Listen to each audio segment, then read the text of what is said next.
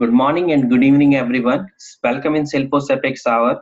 And today we are going to talk about the CPQ, and we have a special speaker today from the Trailhead team. So Brian is our speaker for today, and he is like content writer in the Trailhead, and he is the person behind most of the CPQ Trailhead batches. So let me hand over to him. So Brian. All right, thank you very much, Amit. So welcome everyone. My name is Brian Cloutier. I'll be leading the session. I'm a senior content writer for the Trailhead team. And what I'm going to do is try to expose you to some of the core functionality of Salesforce CPQ. I'll show you what sort of problems it solves, and then the sort of work that an admin would have to do in order to set up the implementation for the sorts of problems we're solving. So it's going to be a lot of demonstration.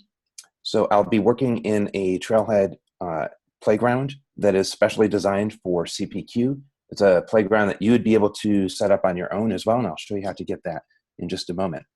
Before we get started with that, though, some objectives. Like I said, I want to make sure that you're aware of what CPQ can do, see the common admin tasks that you'd have to perform, and then, of course, answer questions. So after the demonstration, I'll stick around pretty much as long as it takes to answer however many questions there are. So if you think of something along the way, if something you see catches your interest, make a note of it so that you can ask about it when we come back to the question. I'll return to any of the previous talks as needed. Just a quick note, we have to say this since we're part of Salesforce. Don't share this information around. It is copyrighted. And forward-looking statement, don't make any purchasing decisions based on the information you see in this presentation.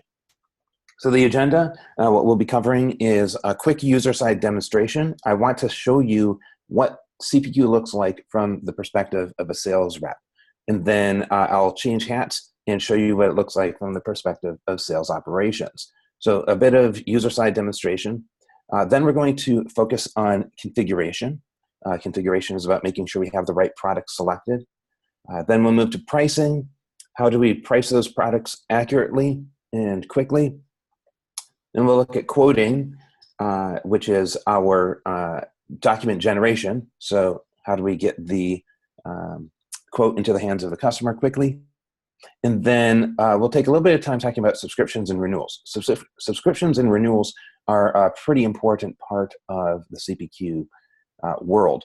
Now, as you can see on this slide here, we have the C of configuration, the P of pricing, and the Q of quoting.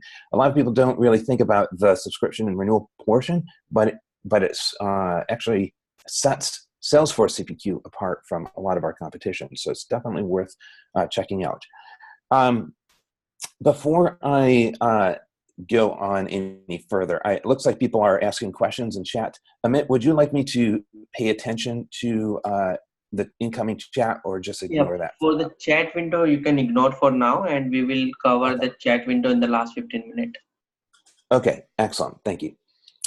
So as I go through this demonstration, I'll be doing all of my work in a training org that you can get yourself if you'd like to go to sfdc.co/CPQ signup. This is a training org that is a developer edition with the Salesforce CPQ managed package installed. And I've already set up a lot of the page layouts, added a lot of sample data such as products, so that you'll be able to really see what CPQ can do in a somewhat realistic environment. So that's just sfdc.co/CPQ signup. All right, and I want to point out the starting point because I will be moving around a lot in the live environment. As I mentioned, I have a lot of sample data, some products that are going to be part of our fake organization, account records, a number of other things as well, some sample quote templates, one quote template at least, so that we can see an output document in place. So I want you to know that this is not just a regular developer edition org. This is a developer edition org plus CPQ managed package and some sample data. So with that in mind, we can move forward. And I do want to also mention that we have a number of Trailhead modules and projects that you can take a look at. I'm actually going to be using some of these as inspiration for the demonstrations that I give you today. So you can head on over to Trailhead, look for the Learn Salesforce CPQ Admin Fundamentals. This is a trail with specific modules, a lot of good information here. You could spend hours looking through that. Okay, so let's actually get into the demonstration now. As I mentioned, I want to give you an idea of what things look like from the user's perspective. And so we'll get started with that in our live environment. And so from the salesperson's perspective, their objective is to get a quote into the hands of their customer as quickly as possible. Now, it's easy to make a quick quote, but it's hard to make sure that quote is done quickly and accurately. And this is where Salesforce CPQ really shines. And so, I see someone's drawing on the screen. I'll ignore that for now, but hopefully you can get rid of that. I'm going to go on over to the Accounts tab and start off as if I was a salesperson dealing with Burlington Textiles of America. Let's see if I can get rid of that annotation. Let's clear all drawings. There we go. All right. Cool. All right, so here we go. I'm a sales rep working with Burlington Textiles. An account already exists, and I'm going to create a new opportunity. This is something that you've seen many times in the past. I'm not doing really anything special here. Demo 1. This is core Salesforce. We'll just put this at prospecting. Doesn't matter at all. So I want a new opportunity to work with because the Salesforce CPQ portion of things ties to the opportunity very closely. So I have this new opportunity, and I'm going to create a CPQ quote, a Salesforce CPQ quote. And I'm mentioning that we're creating a CPQ quote to differentiate from the core Salesforce quote object. Salesforce CPQ does not use the core Salesforce object. We ignore it entirely. We use nothing from it. So when I create a new quote record, this is a CPQ specific quote record, has a lot of additional functionality that you won't see in the core Salesforce. So when I click new quote, this is actually a button that I created to allow me to create a CPQ quote really quickly. I'm marking it as primary. It's entirely possible that a single opportunity can have more than one quote associated with it. That's a pretty common negotiating tactic, to have a number of quotes. But in this case, we're just going to have the one that I create, but it has to be primary because it's the primary quote that synchronizes to the opportunity. And when I say synchronize, I mean any values from the products that we put on this quote are going to be synchronized as opportunity products and prices into the opportunity, so that we have an accurate opportunity anytime our quote is updated. So we have a primary one. Start date, this is important. This is important when we're dealing with subscription-related products, and so I'll just say June 1st is our beginning of this, and our end date. Actually, no. Instead of an end date, I'll use a subscription term of 12 months. That's more likely for what the sales rep is about to do. So I create this new quote. It's a blank slate right now. There's nothing associated with this quote. In my related list, I see I now have a quote 21. When I go there, I won't have any related records yet because I haven't edited the quote in any way, shape, or form. The thing that I really want as a sales rep by the time we're done are quote lines. Quote lines are sort of the children of the quote, but there are none right now. Now, when I mouse over the related list, you'll see that there is the possibility that I might be able to edit quote lines here. But the sales rep won't edit quote lines from the related list. Instead, they're going to use a specially made interface that allows them to have only specific controls, specific access to certain capabilities on the quote. So I use the edit lines function to bring up the Salesforce CPQ quote line editor. I'll just choose the standard price book. It's the only one that I have right now, but we do support multiple price books if we have that. And then here we are on our quote, which again is pretty empty. We have no quote line items. Click Add.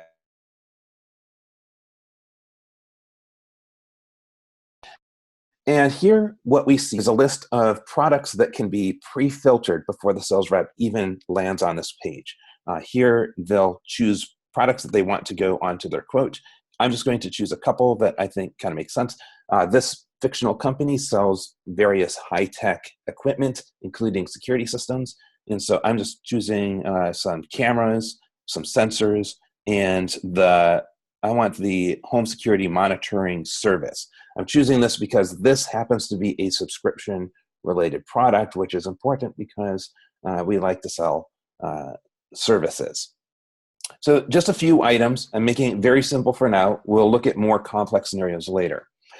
I select those items, and those end up on, oh, I chose a digital camera. Oh, interesting. I didn't mean to do that, but this is a configuration page. It's a very simple one for now. So let's go with the high capacity one. All right, and let's close the cameras. I don't care about cameras. All right. So what I see now is my quote line editor. It's no longer empty. It actually has some items on it that are getting totaled up, and it's $900 so far. And one of the items I'd like to point out is our home security monitoring. This is a subscription product, and its pricing is $200 a year, I believe. And so if my subscription term were to change from, let's say, 12 months to 24 months, and then I calculate, here we see that the unit price is now increased to $400. That's affecting my quote total.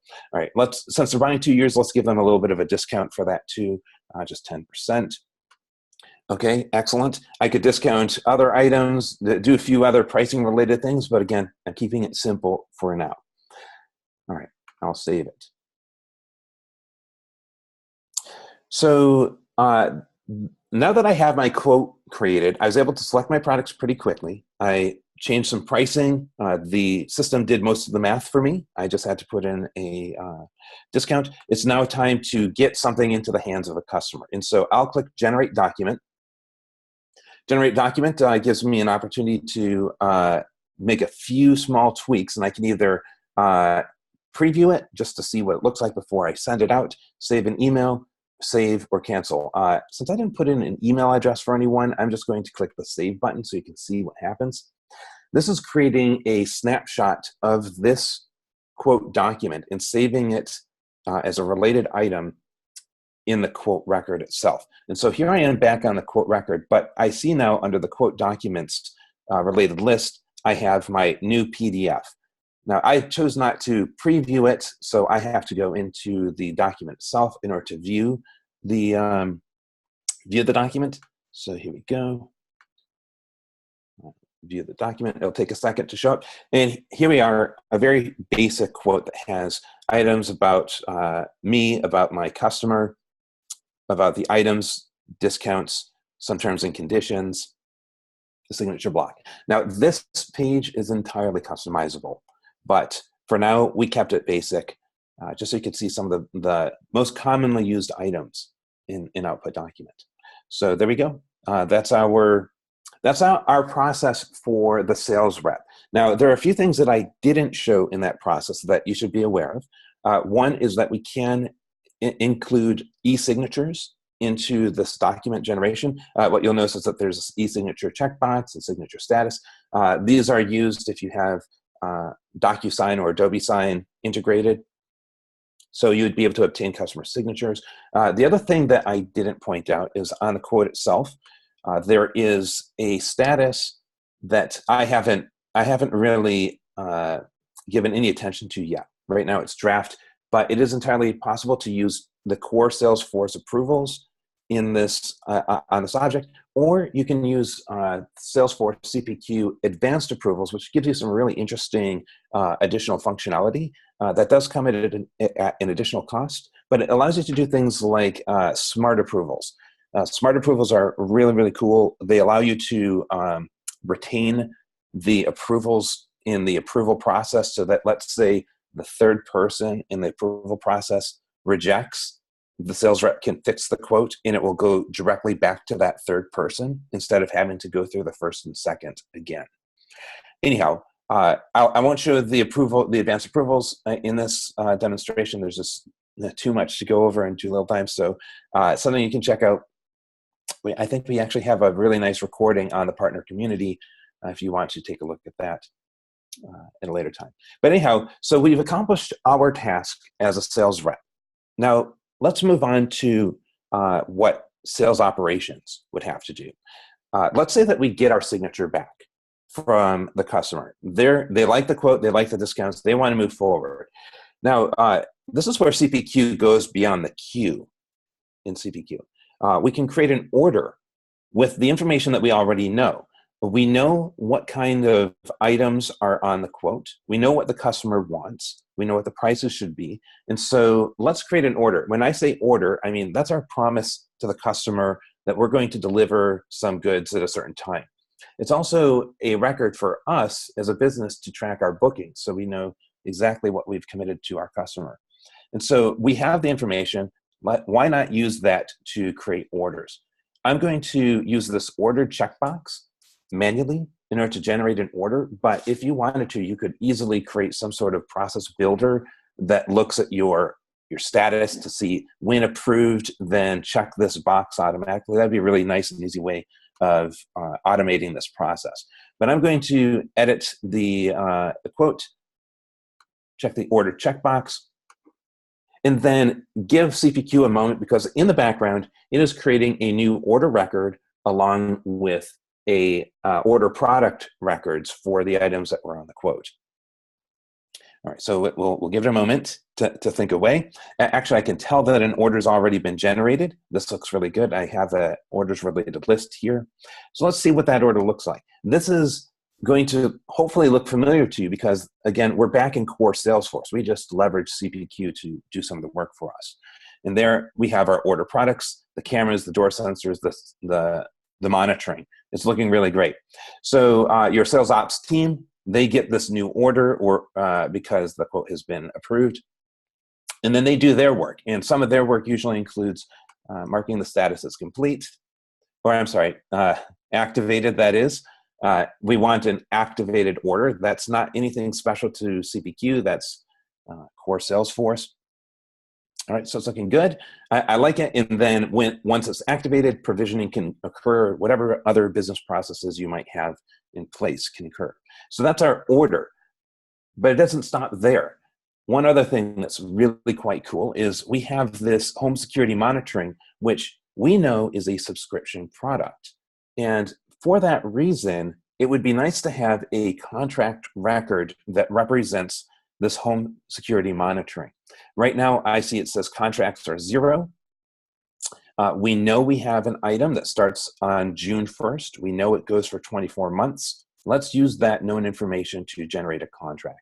And so on the order details, you'll notice that there is a checkbox named contracted. This is a CPQ checkbox. Again, I'm going to check it manually, but this is something that could easily be automated. We'll hit the contracted checkbox, click save, and again, give CPQ a moment because it's going to use that known information, what we have already obtained to generate a contract. Let's see if it's done its work so far. All right. Oh, there it is. Okay, contract 100 for Burlington Textiles. We can see the contract start date is indeed June 1st. If we take a look at the contract record, again, contracts are core Salesforce, a way to track commitments to our customer. We see that our contract start date is the 1st of June. It goes for 24 months, ends May 31st. So this looks really nice. So you have that information. And then also, we'll look more into this later, but there is a CPQ object. This is a Salesforce CPQ object named subscriptions that gets generated and maintained as well. This is how we actually track any items that are not one-time products. Home security monitoring is the only product in our quote that you saw that actually extends for any period of time. And so CPQ created a subscription record for that, which is really nice. This subscription record will come in handy later if we ever need to amend this product. Let's say they cancel their service. We know what they have. It's going to make it all that much easier, but I'm going to save for later. That's when we talk about subscriptions or renewals. Okay, excellent. So that's the process of sales ops. Actually, one more thing to look at. I'm not sure if I set this up, but I hope I did. Yes. Okay. Assets. If I mouse over the asset related list, again, assets are core Salesforce. CPQ knew what was on the order, and it and it knows that we should create assets for these items so that we can track them. All right, we've got the doorbell camera, we've got the digital camera. These assets were generated automatically as part of that process that sales ops went through that is very likely automated. So we're really simplifying things. We're keeping things accurate, up to date, by doing some of the legwork that your sales ops team would typically have to do. All right, so that's the experience of the sales rep and the sales ops team. So let's take a closer look at the C in CPQ, the configuration of CPQ. Now, I didn't really do much with configuration, but I'm going to go back to let's go to the account and make a new opportunity. We'll call this bundles 1. Oops, let's save that. And I'm going to make a new quote on the bundles 1 opportunity. So let's go there.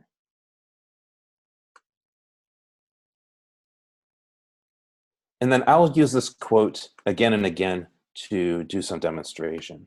Let's start June 1st, 12 months. Okay. And I'm going to edit lines to add what I call a bundle to the quote. A bundle is simply a collection of products that I know go together. The purpose of configuration in bundles is to simplify the product selection process. We want to make the sales reps get the right products at the right time as quickly as possible. And so I'm going to add a product called LaserJet Printer. And this is just another product that I would find in my products list. If I were to scroll through my products list, I'd find it here. There's not anything special about the LaserJet Printer as a product, but I did do some configuration in advance, some setup in advance to make sure that other products tag along with the laser printer when added to the quote. And so I chose laser printer, I'll click select, and before I'm dropped into the quote line editor, I stop here for a moment on what is called the configure products page. And what I see are items that we know should go along with the printer. And this is going to make it that much easier for the sales rep to get the right products and not forget things that are really critical. What we see here is the high capacity printer tray has not been selected, so I can choose that. We see that the toner cartridge is selected and I can't deselect it. And I can choose to unselect some items that were pre-selected in advance. All right, so I make a couple changes. Actually, we'll go ahead and add that in. Some items you can't change the quantity for, like the high capacity tray. There's only one that we can add on, but I can add more paper here. So there's all sorts of interesting business logic that we can incorporate into what the bundle looks like when additional products are added. And then I'll give that a save. Now, what does that look like from the admin side? Let's find the LaserJet printer. So here's our LaserJet printer. It looks like just about any other product, only we do have, when you go into a specific product, you'll notice there's a ton of CPQ related fields that I've put into the layout. This is going to affect all sorts of behaviors throughout the CPQ process. And so I'll be talking about some of them as we go along. But what we need to know about bundles is this related list named options. Here we see there are 4 options that coincide with those four other products that tag along with the LaserJet printer. What's so cool about this is if I'd like to, I can create a new product option to add, let's say, a 5th item that will tag along. And all I need to do is search my product SKUs. What do I want to put in here? So let's do a search for paper A4. I want the A4 size paper to tag along, not just the letter paper, but the A4 size paper. I give it a number. This is just a sequence. How do I want this item ordered in conjunction with others? I'll make it 50, so it's the 5th one on the list. It's going to go into the laser printer configured SKU. Do I want it pre-selected? Sure. Or do I want it required? How many do I want them to start with? Let's say I want them to start with 10, and I'll allow them to edit the quantity, and the max quantity will be 100. We're not going to sell any more than 100 for whatever reason.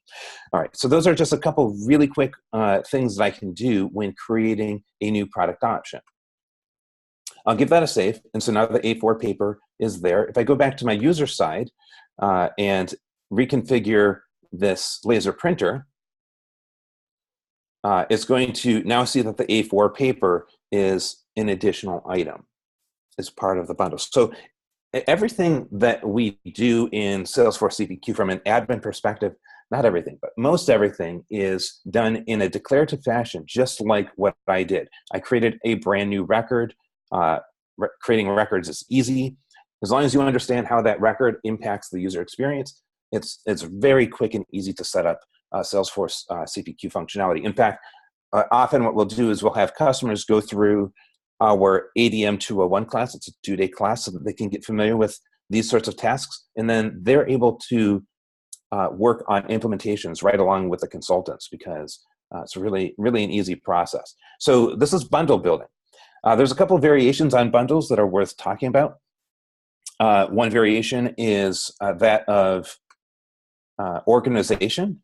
In this example, I only have 5 options, but you might have 50 options in a bundle. There's nothing stopping you from doing that. And so what we can do is organize our bundles a little bit different. I'm going to add a different bundle just so you have an idea of what this organization can look like. The desktop computer, it's a little bit more sophisticated. So when I select the desktop computer, what I see is that I have additional categories. These are options that have been placed into what we call features.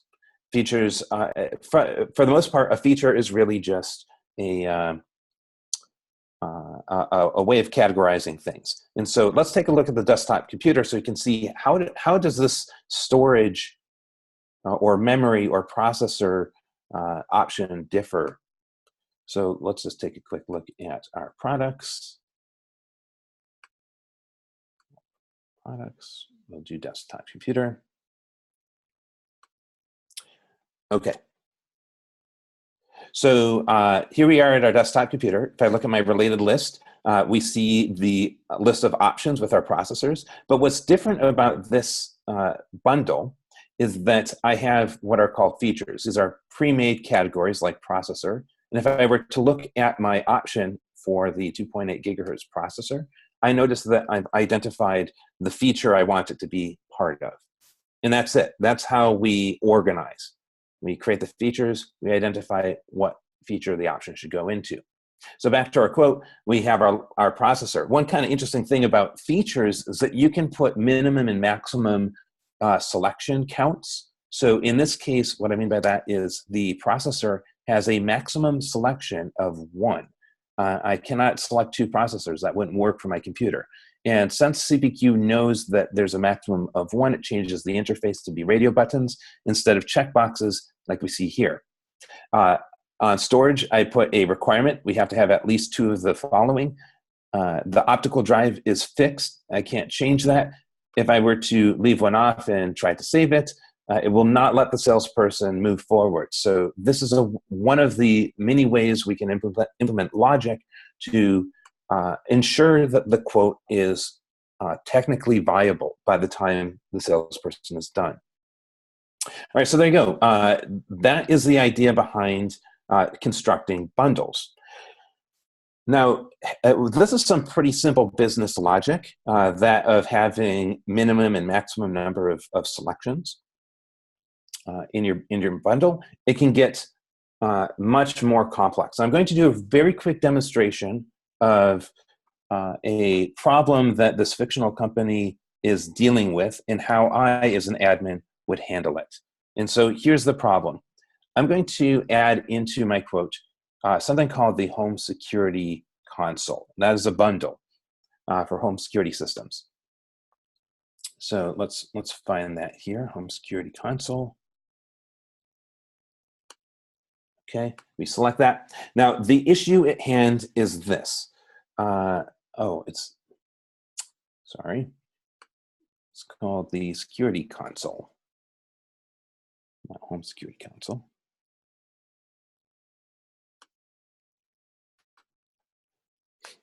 Okay, Security Console is a pre-made bundle, has a lot of items here. And we have things like our key cards, our key fobs, et cetera, and the problem is this. You'll notice that the RFID key fob is set to a default value of 1. And sales reps are going through the configuration process, but they're forgetting to increase the number of key fobs. So customers are only getting 1, and they realize that's a problem. That they want the sales reps to remember to sell more than 1 key fob when they go through the configuration process. And right now, they're not getting reminded in any way. They can save, and then they have an unhappy customer. And so what I'm going to do is create a bit of business logic that looks to the quantity of the RFID key fob to see if its value is 1. And if it's 1, we're going to give the sales rep a little bit of a warning message. And so that setup is what we would call a product rule. So this is a CPQ-specific object. Product rules are extremely flexible. You'll see as I set it up, there's a lot to product rules. I'm not going to get too deep for the sake of time, but I'm just going to call this my key fob check. All right. It is going to be an alert type.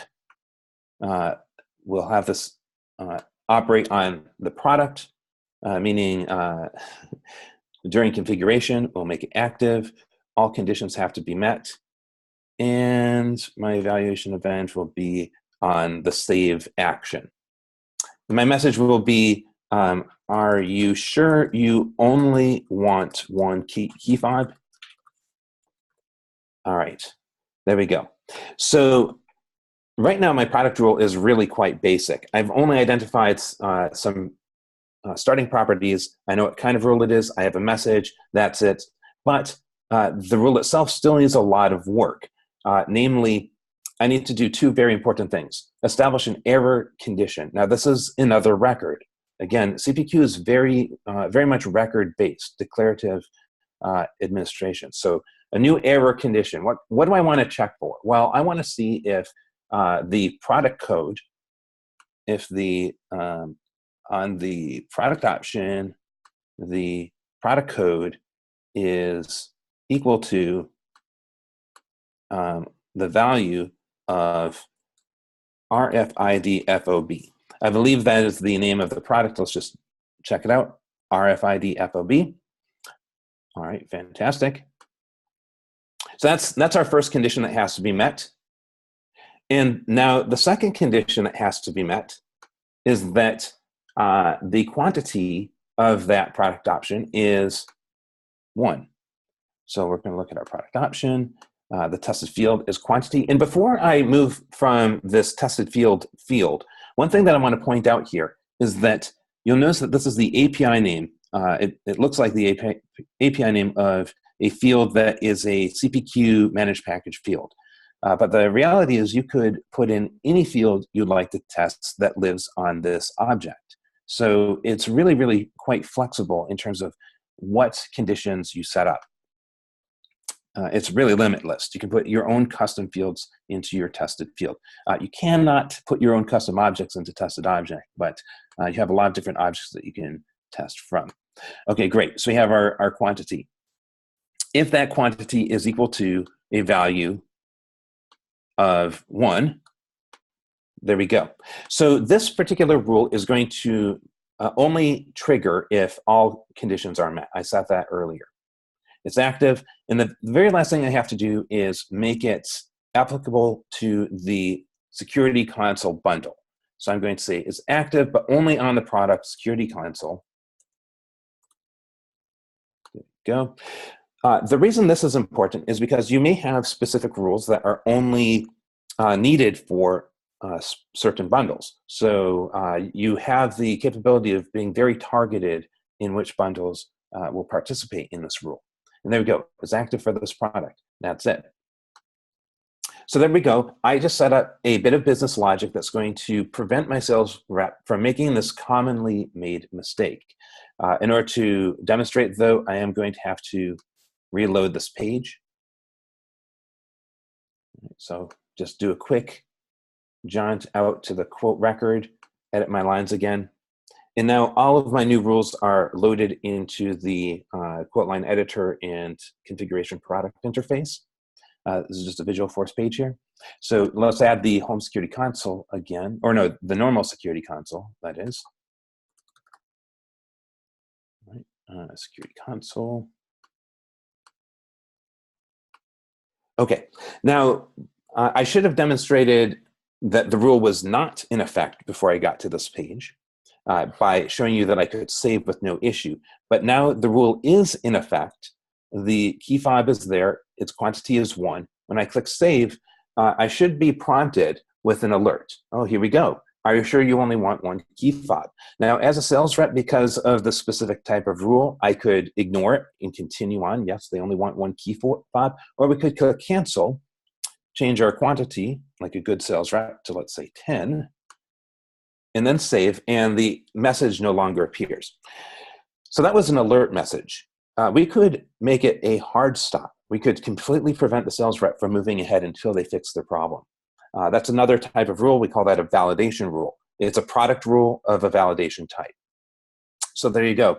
That's a real quick, very basic example of how you can declare a product rule to ensure that your quote is technically viable by the end of the quoting process.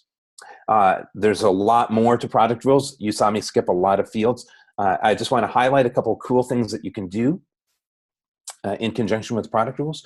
One thing that you can do is create a product rule that works with a custom object. And that custom object might have records that can be queried. You can return one record that will define the behavior of a product. So perhaps you want to query a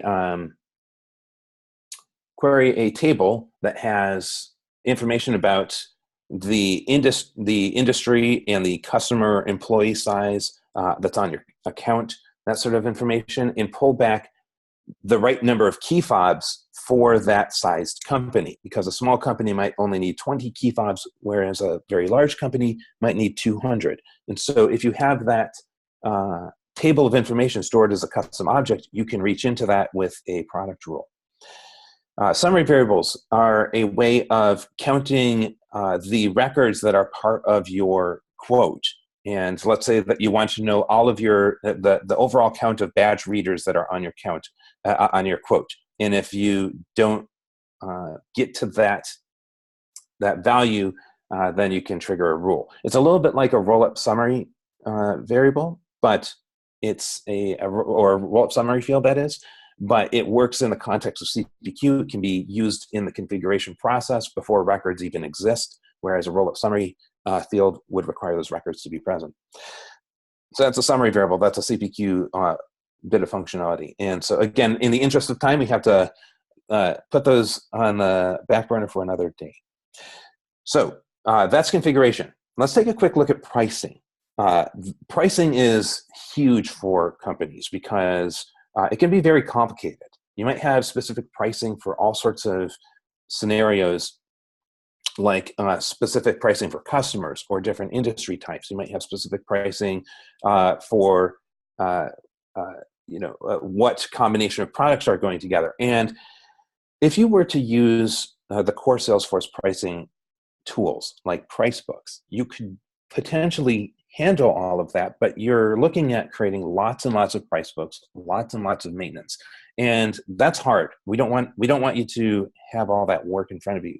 So what Salesforce CPQ does is we handle exceptions to pricing very well. So let's say you have one single customer that has a certain pricing for them that you've negotiated over time.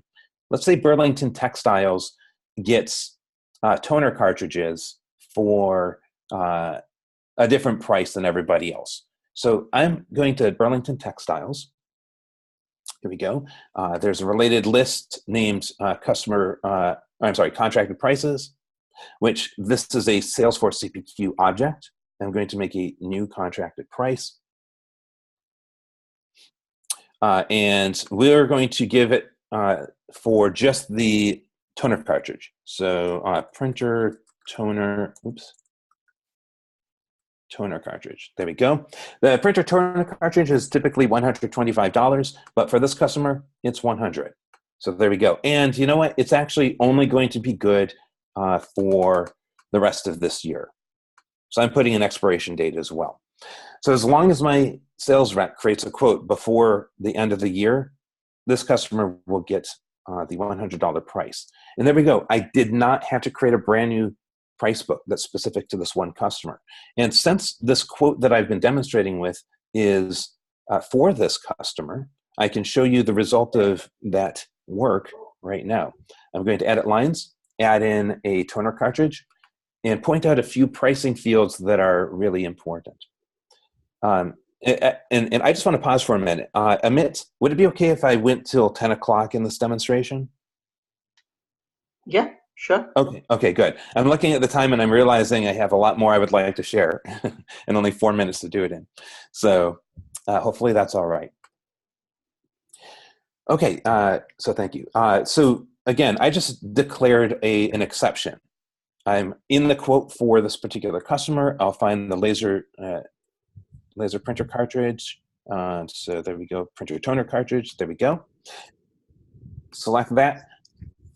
And we'll see right away, once we are on the quote line editor, that the price is now $100. The list price is $125, but the customer is only paying $100. The sales rep didn't have to do a thing for that. They didn't have to look at tables or open up some spreadsheet to find out what the customer should be charged. It's just $100.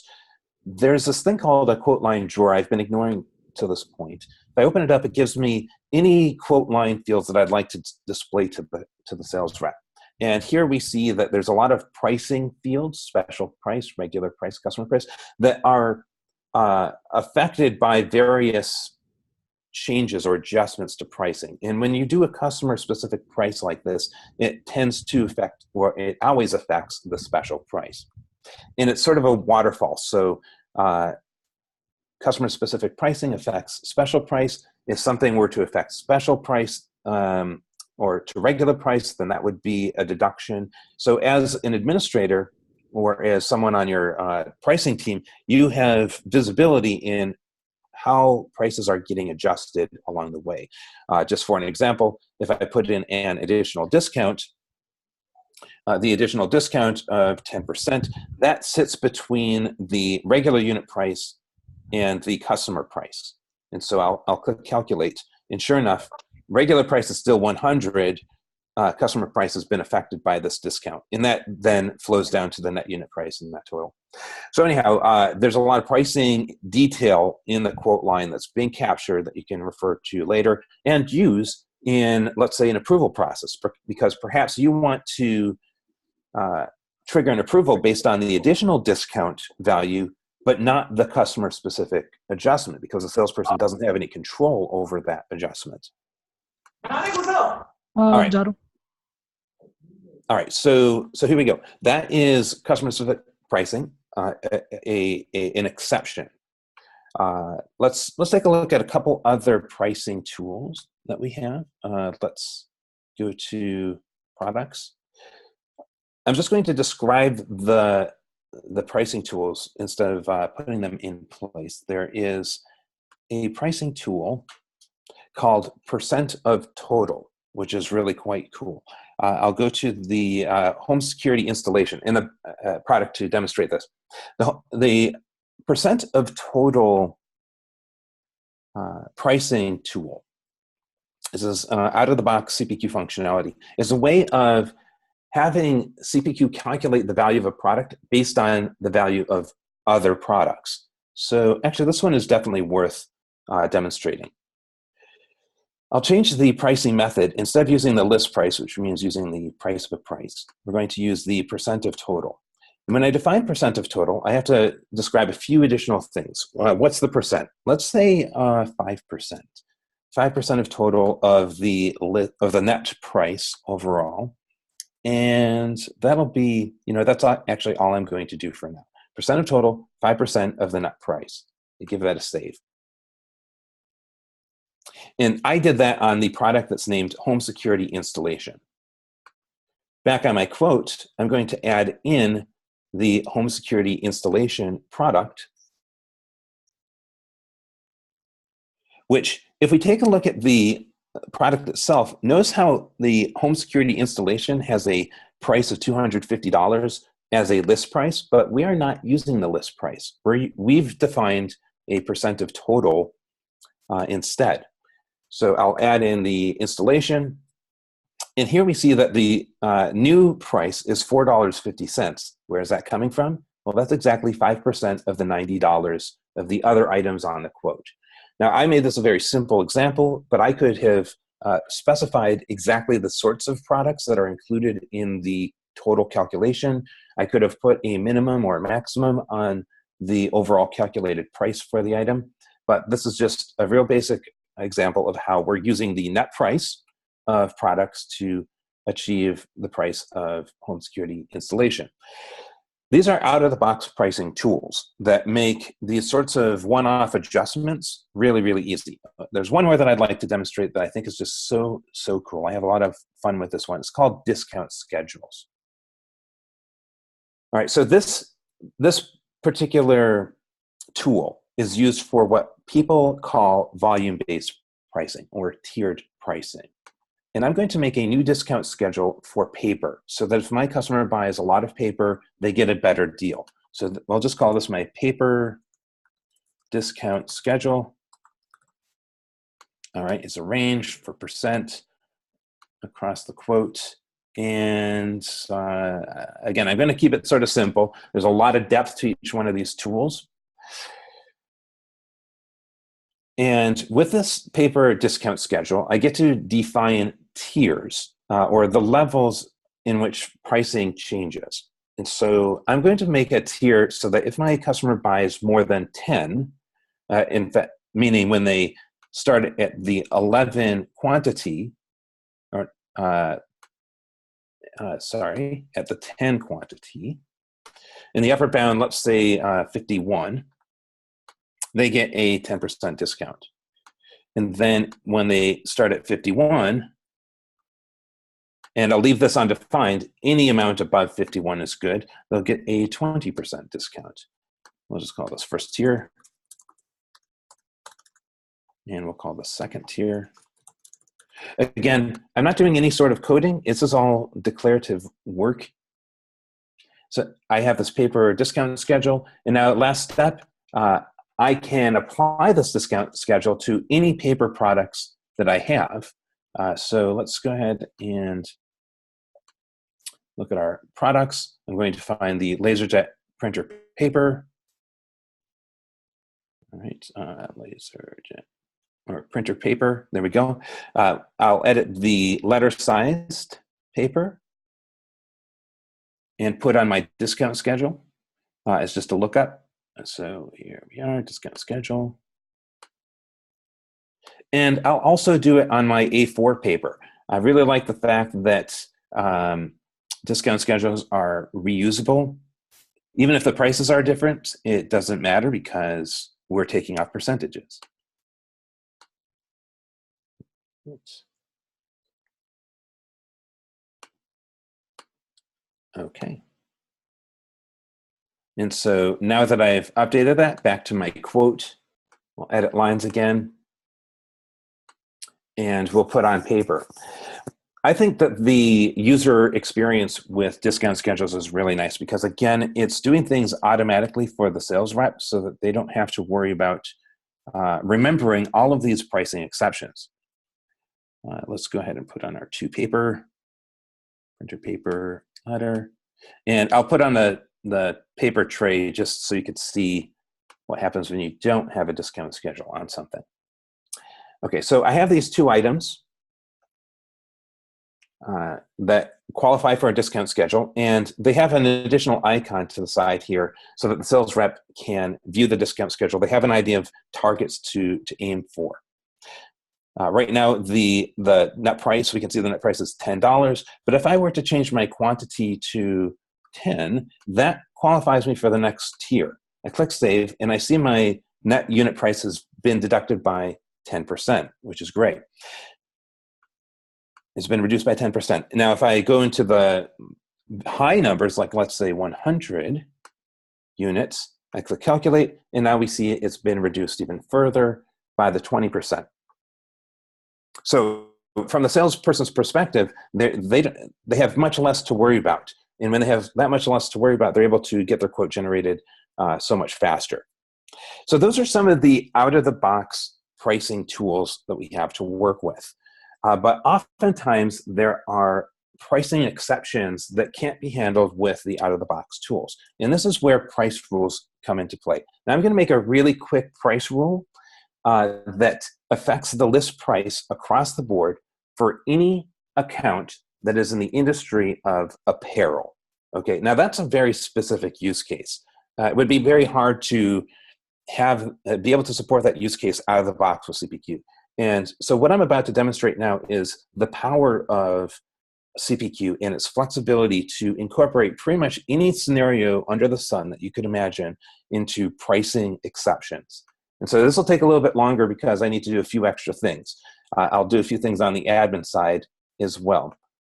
Again, I apologize for going so quickly through this, but I'll definitely revisit it if you have further questions. So the first thing that I'm going to do is go to my object manager. I need to create a field on the quote that I can use to evaluate in my pricing. And I'm going to go to the quote object. Okay, this is a CPQ object. Any object that starts with SPQQ is a CPQ object. I'll go to my fields and relationships and make a new field. There's going to be a formula field. And the purpose of this formula field is to pull information from the opportunity. Okay, we'll call this the industry field. Okay, oops. Formula return will be text. And the formula, we're going to insert a merge field, or let's do insert field. And we want to look to the account lookup, the industry field. Really basic, just what is the industry? And this formula lives on the quote, and so that information is now available. Oops, wait, I forgot we have to put a correct formula in here. This information is now available to us. Support insert. It's a pick list. Darn it. I always say text. Oh, text, thank you. Hard to speak and type at the same time, I find. But it's great having 30 editors on the line that can help me. Thank you. All right, not going to worry about field level security. I just want this to live on the quote. Okay, and so now I have this new custom field, industry _C, that lives on the quote, but I want that to be part of my condition, is my price rule condition. And so, again, this demonstrates the power of CPQ. I'm going to the price rule, what's called the price condition. This is used in my price rule structure. Going to my fields and relationships, and what you'll see is that there is this tested, where is it? Which one? Oh, it's, where is it?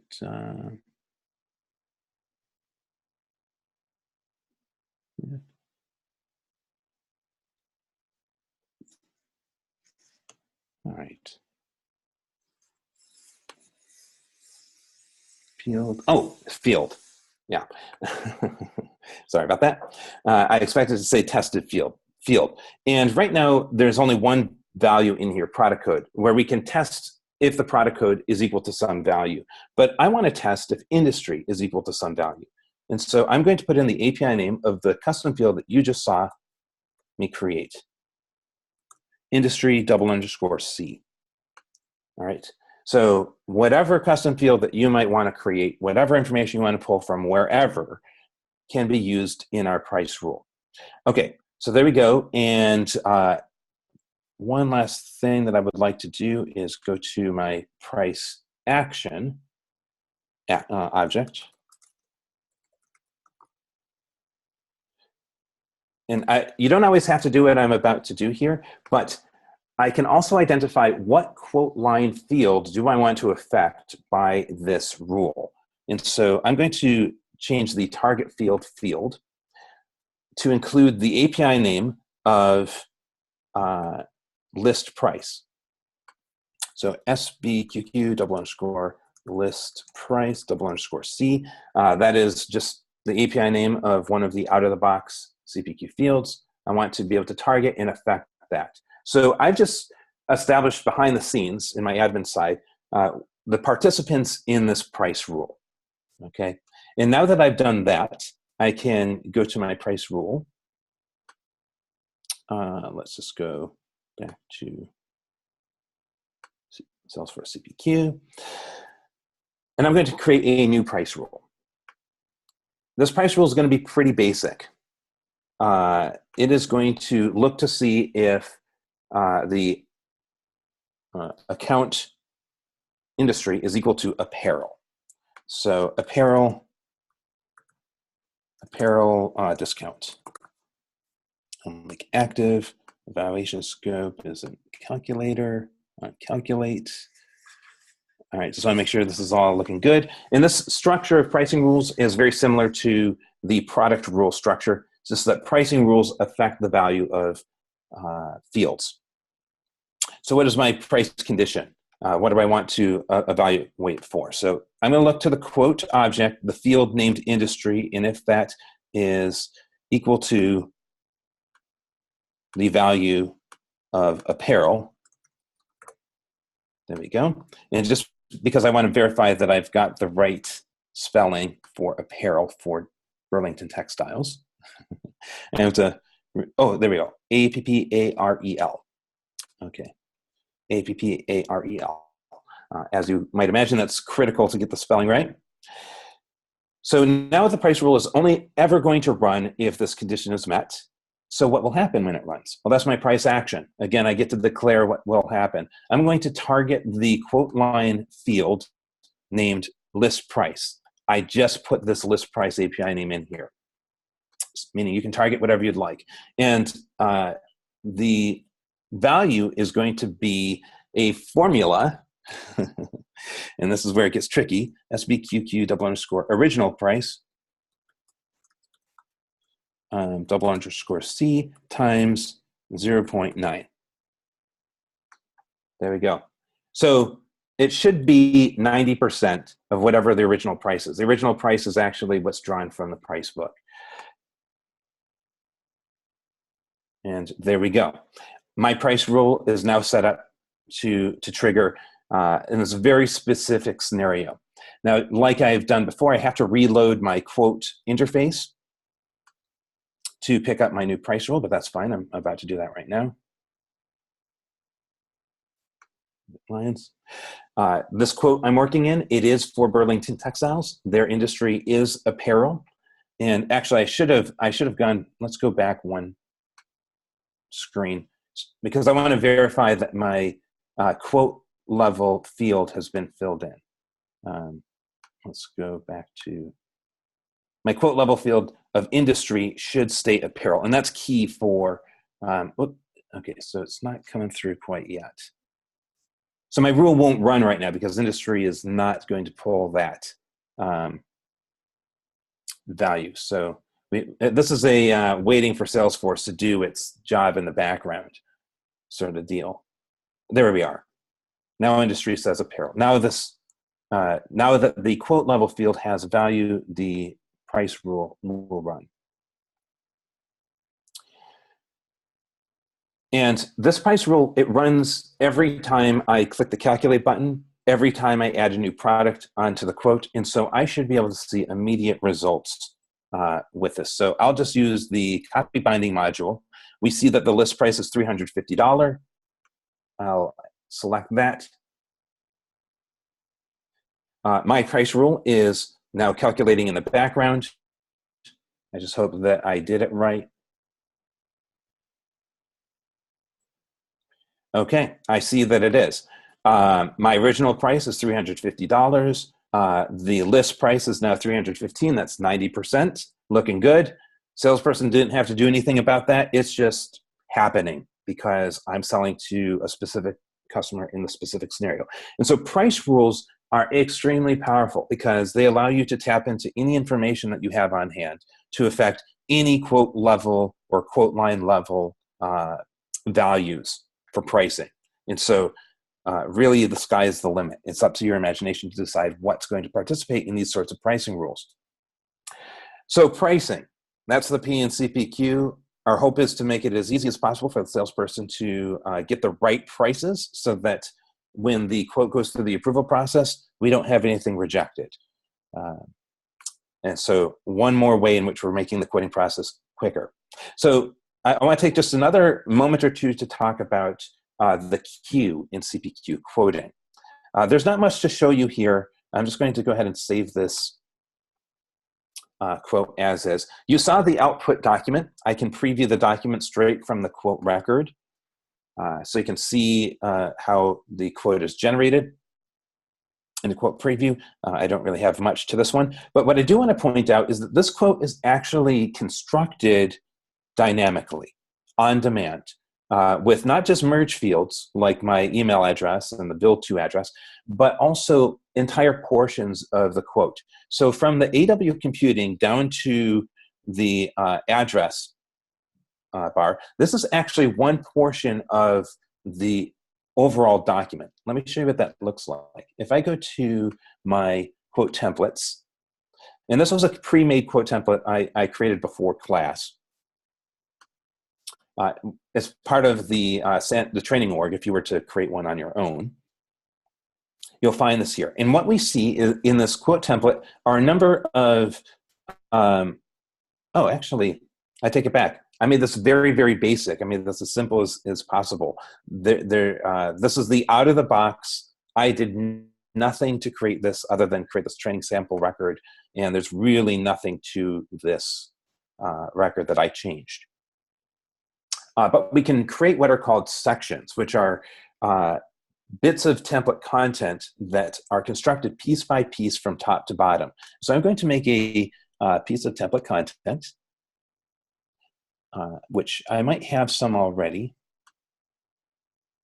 Okay, I do, but I'm going to make a brand new piece of template content. And I'm just going to name this, it's going to be HTML. We'll say hello world. Let's see, the list price or the quote total is, and then I'll put in a merge field. Draw a field from the quote. All right, never mind the syntax. I'm just putting this in from memory. Hello world, the quote total is this, and this is just going to be my new header. There we go. I'll give that a save. Now I have a piece of content. Now this content doesn't live on any output documents yet. It's just an available piece of content that I can use, sort of like Legos, to build together my overall quote template. So now that I have the content, let's go back to my quote template.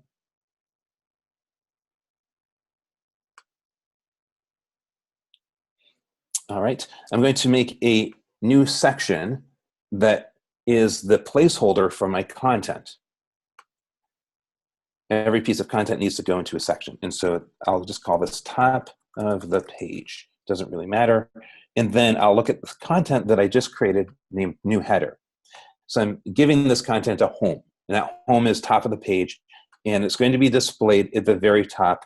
This is just the sequence. And I use increments of 10 in the event that next week I want to slip something between 10 and 20. I can number it 15. Sort of like programming in BASIC. So there we go. We have a new piece of content. And now that I have added a piece of content to my output document, back on the quote, when I preview this quote, it's going to look totally different because I've just told CPQ I want to construct my quote output document on my own. Oops. And I got the syntax incorrect. I'm not sure why it's giving me the literal here. that's not right. Unknown field quote total. I must have used the wrong. It might just be total now that I think about it.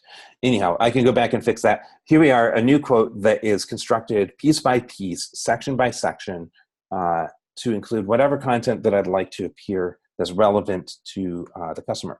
And what's really cool about sections, the reason why you want to construct your quote template piece by piece like that is that a given section can be made conditional. So you can use any data that is found on the quote to drive the conditions. Right now, my section has no conditions as part of it, so it's just always shown. But in the filtering information, I could filter, the conditional print field. This is used to drive whether or not this section is shown. And the conditional print field works like so. If you identify a checkbox, then if the checkbox is true, you show the contents. If it is a text, then a non-blank value will show the contents. If it is a pickless field, then a none value will show the contents. And so it's just looking at this field, and then however you populate the field in the background, well, that's up to you. You can do that with Process Builder. You can have your sales reps manually edit those fields. But the conditional aspect of this is what makes a single quote template applicable for many situations, many business scenarios. So you don't have to have a template created for, you don't have to have 10 different templates for 10 different customer types. You would have a single template with maybe 10 conditional sections that pop in and out as needed.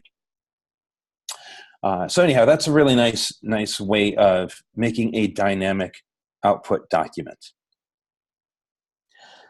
All right, and then the very last thing that I want to show, I know we're running a little bit late, but this is really important.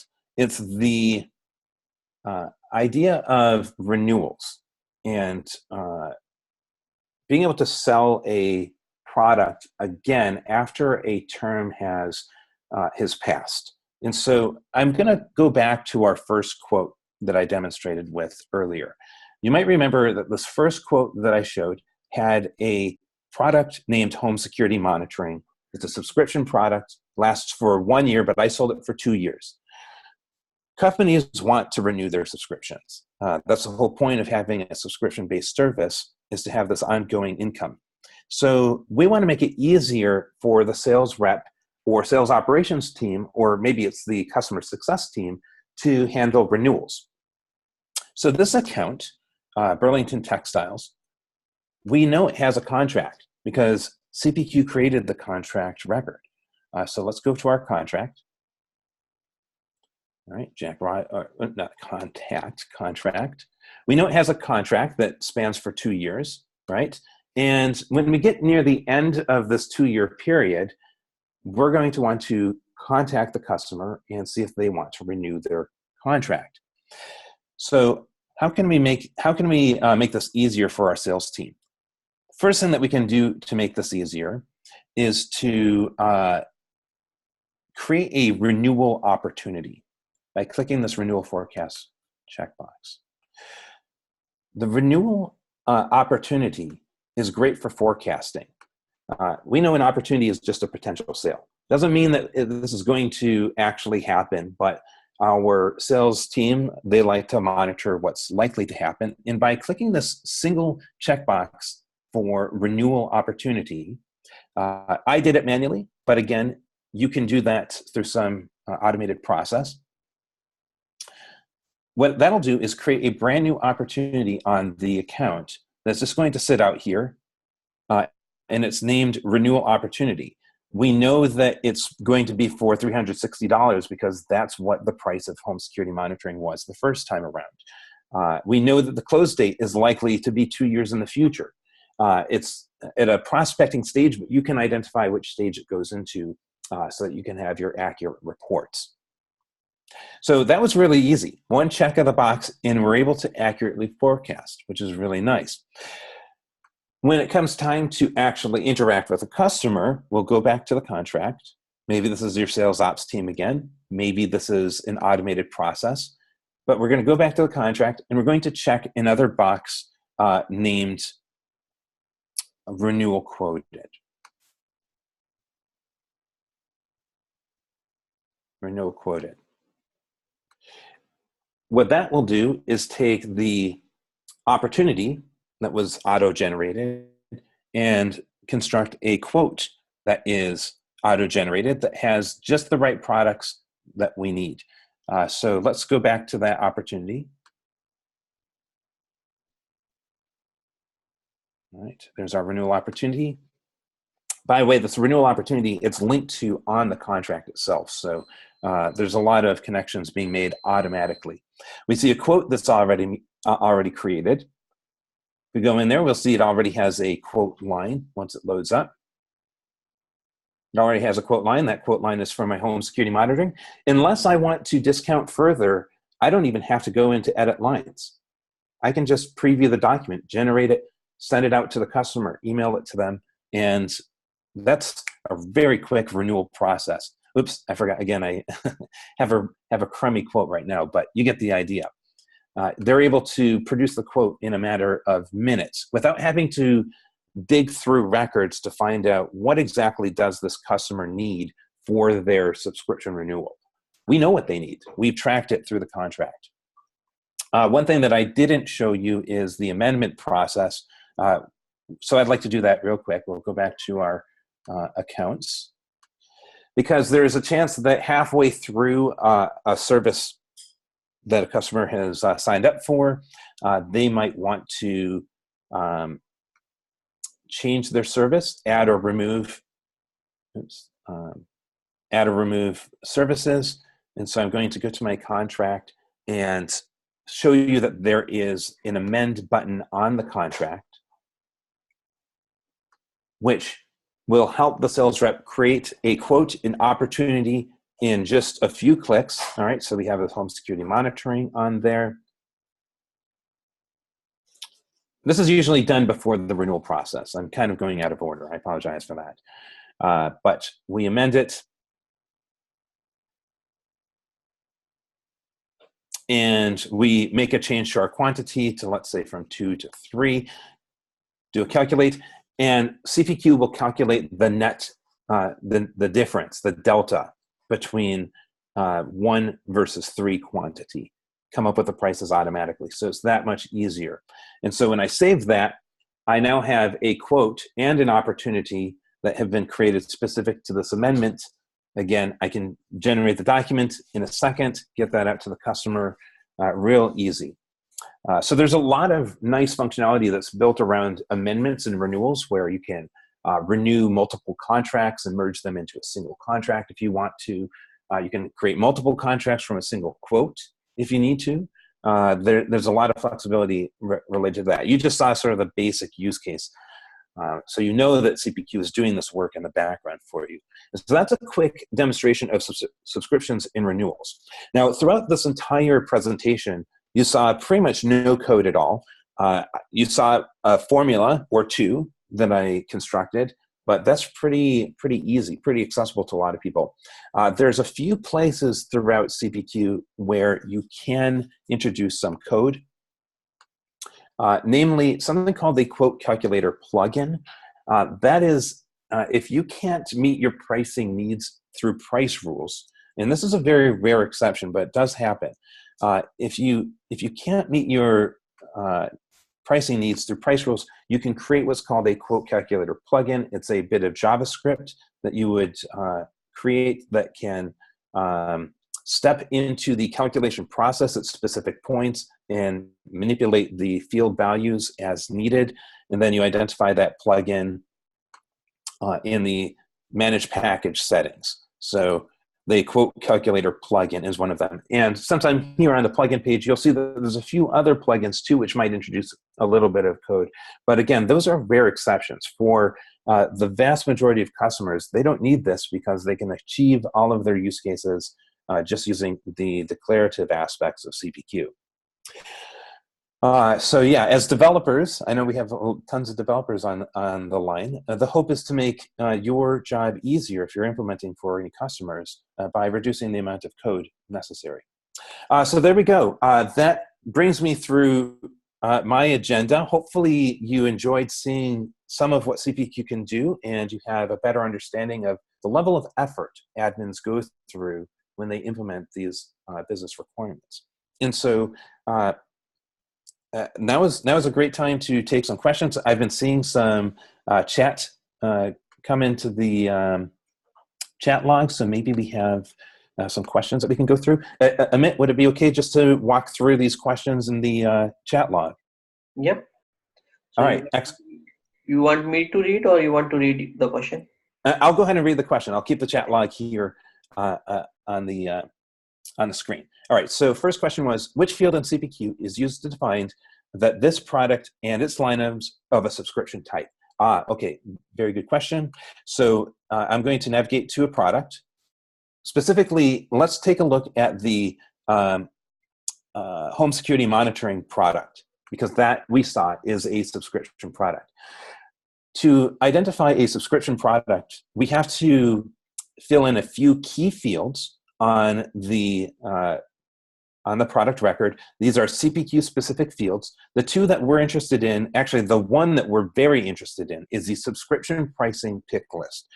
There's two different types of subscription pricing choices. Fixed price tells CPQ that this is a subscription product and should be handled using subscription calculation methods, meaning let's multiply this by the quote term that the salesperson identifies. So that's fixed price. The other option is called percent of total. It operates just like the percent of total example that I gave you earlier, where we can add up the values of other products, and then that other product, let's say this is, I don't know, recurring maintenance, and recurring maintenance is a percent of total of the hardware that they've bought. We could set that up as subscription pricing. But this subscription pricing field must have a populated value. If it's blank, it treats the item as a one-time product. Now, subscription term below it is also quite important. This is how I identified that this home security monitoring is sold in 1-year increments, or 12-month increments here. You can sell it in whatever month increments you would like. One of the package level settings that we have here under subscriptions has to do with our subscription term unit. I've identified months as the term unit, but as you can see, you can choose days instead. Whereas if I choose day, that has massive implications throughout the entire implementation, because I have to go back and identify everything in terms of days. I'd have to change this 12 to 365 and so on. But anyhow, that's all it is to identify subscription products, is make sure that subscription pricing field has a value, and it's probably going to be fixed price. So hopefully that clarifies that question. Okay, so let's see. Can we update the quantity of a product based on a particular attribute selection? So that raises a question, what do we mean by attribute? Now, we do have something in CPQ called a configuration attribute. It's a way of presenting a pick list or a number field or some sort of field in the configure products page. That field can be changed by the sales rep. And so that's what I think of when you say attribute. So for that person who asked that question, hopefully that's right. If it's not, let me know. And the answer is yes, you can. What you would have to do is create a product rule. The product rule that I created was the alert product rule, but product rules are more powerful than that. Product rules can change value. Actually, you know, you may have to create a price rule for that, now that I think about it a little bit more thoroughly, because price rules can target whatever value you want. And in my example, I targeted the list price field, but you would target the quantity field, and then have that quantity field update based on whatever formula you want based on the attribute. The attribute could be a condition or part of the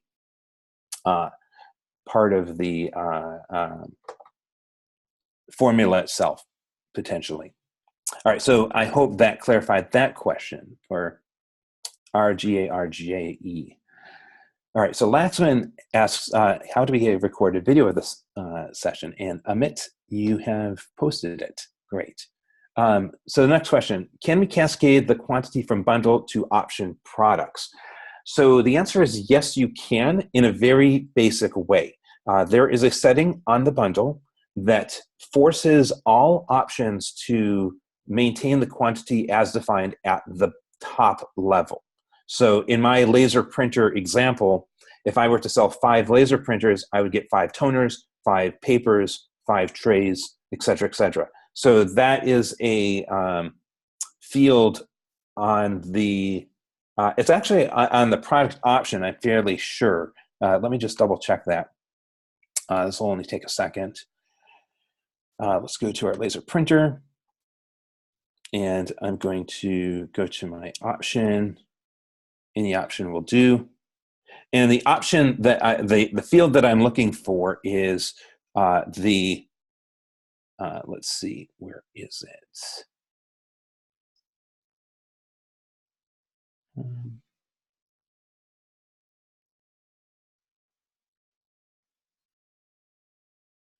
Okay.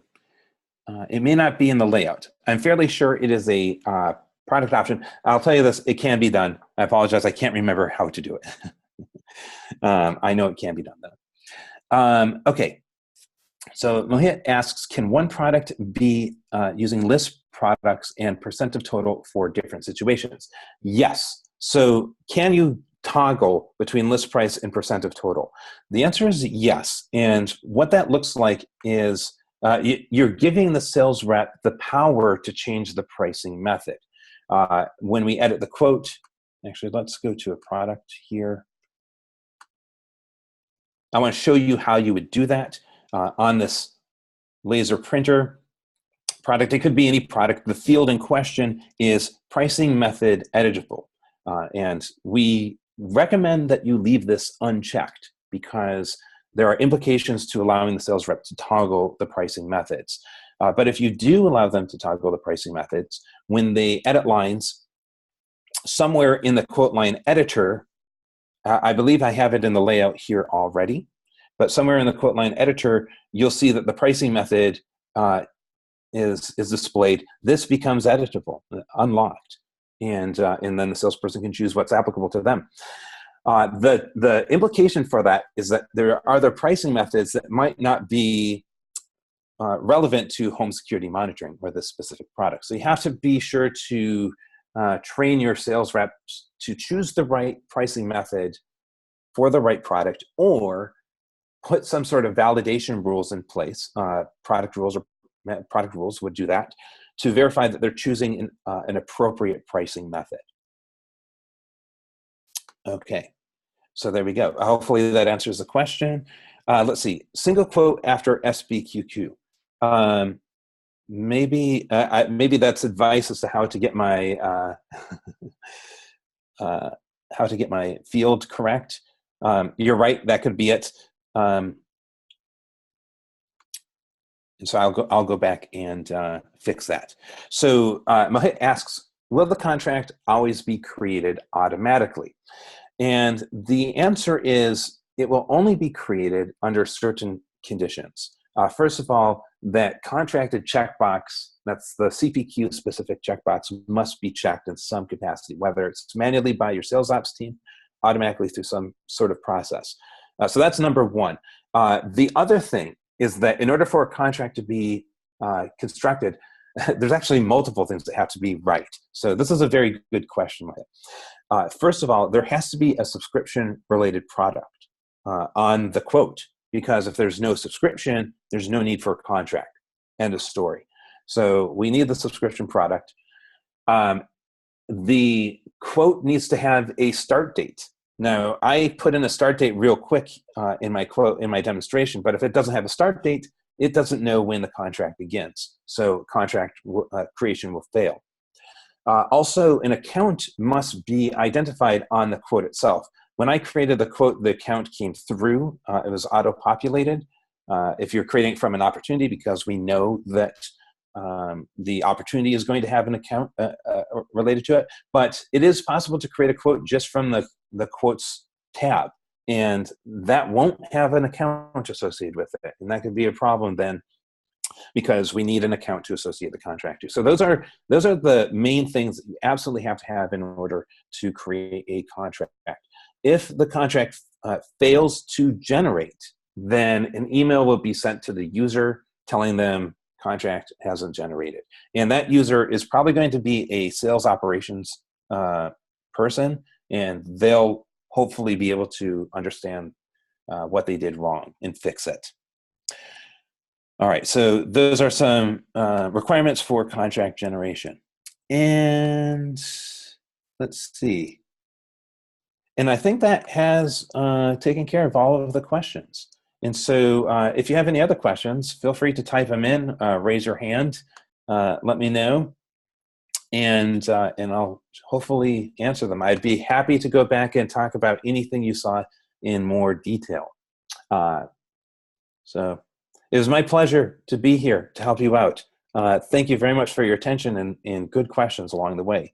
I really enjoy sharing what CPQ can do, so I hope you enjoyed seeing it.